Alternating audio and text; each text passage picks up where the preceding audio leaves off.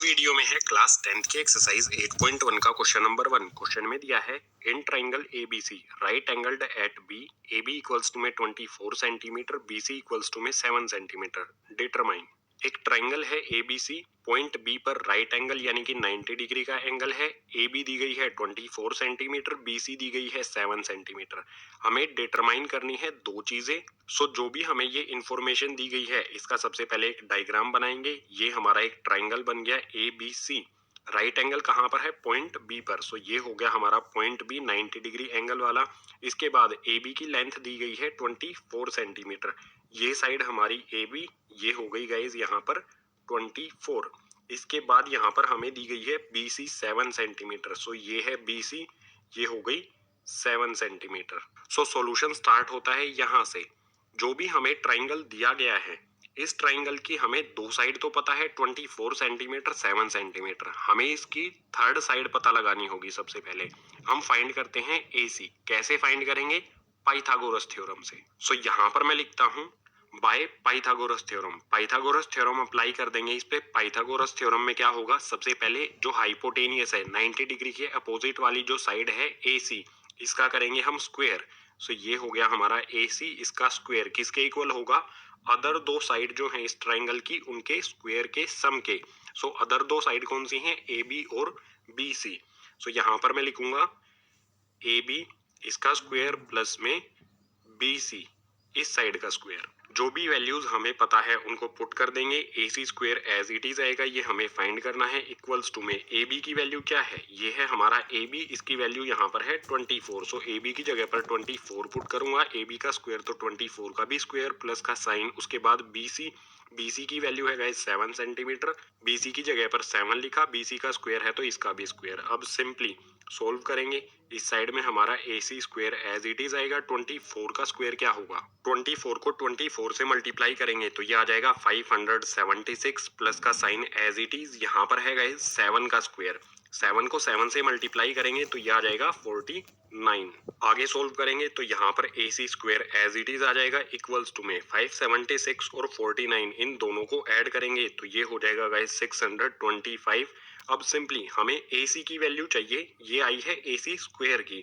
तो क्या करेंगे? स्क्वायर को हटाने के लिए रूट लगा देंगे दोनों तरफ। यहाँ पर जो ये स्क्वायर है इससे रूट कैंसिल हो जाएगा। स्क्वायर से रूट कैंसिल कर दिया तो आ जाएगा इस साइड में AC और इक्वल्स टू में 625 से क्या बाहर आएगा? 625 होता है 25 का स्क्वायर। यहाँ पर आ जाएगा गाइज 25। वैल्यू कैसे बाहर आई है? सिंपली हम लिख सकते हैं 625 को 25 मल्टीप्लाई में 25, रूट के अंदर ये पेयर बन गया तो एक वैल्यू 25 आ जाएगी बाहर। हमारी AC की वैल्यू आ गई 25। यहाँ पर लिख देते हैं AC की वैल्यू 25। AC फाइंड करने के बाद फर्स्ट वाले पार्ट को देखते हैं। फर्स्ट वाले पार्ट को यहाँ से सोल्व करते हैं। एक सेकेंड गाइज, यहाँ से फर्स्ट वाले पार्ट को सोल्व करते हैं। ट्राइंगल की हमें अब तीनों साइड पता है।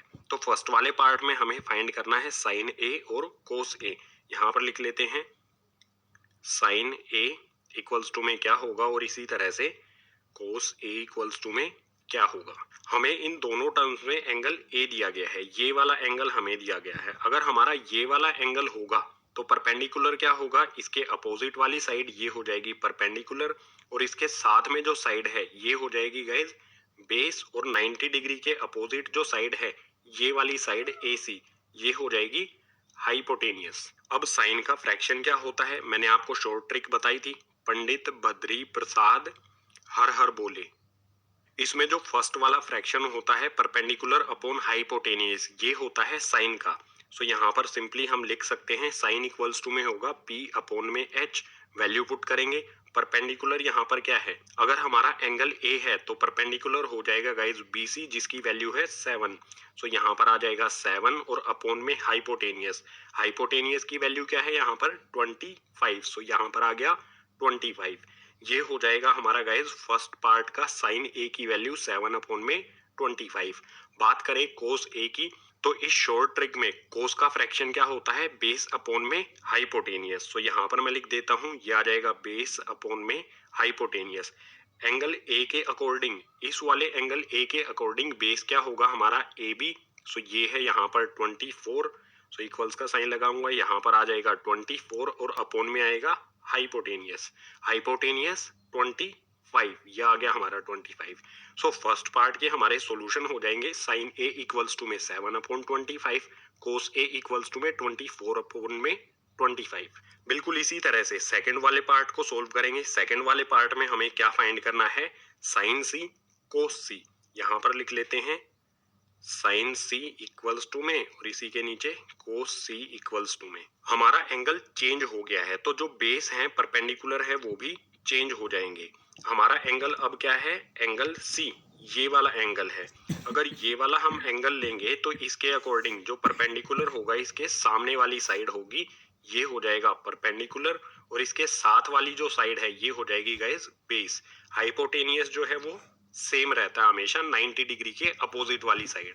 अब सिंपली साइन का फ्रैक्शन क्या होता है, परपेंडिकुलर अपॉन हाइपोटेनियस। यहाँ पर फिर से लिख सकते हैं perpendicular upon hypotenuse equals to में परपेंडिकुलर अब हमारा क्या है एंगल सी के अकॉर्डिंग, ये है 24 और हाइपोटेनियस हमारी 25। सो यहाँ पर परपेंडिकुलर आ जाएगा 24 अपॉन में हाइपोटेनियस आ जाएगी 25। ये हो गई हमारी साइन सी की वैल्यू 24/25। आते हैं कोस सी पर।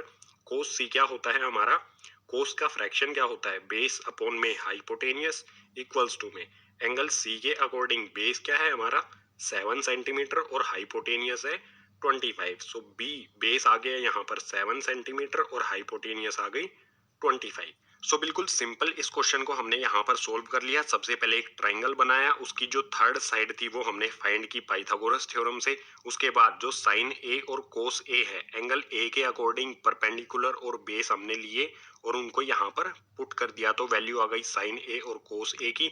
और सेकंड पार्ट में हमने साइन सी और कोस सी एंगल यहाँ पर हमने लिया सी को, उसके अकॉर्डिंग परपेंडिकुलर और बेस लिया और ये आ गई हमारी इनकी वैल्यू। यही हो जाएंगे गाइज हमारे आंसर्स।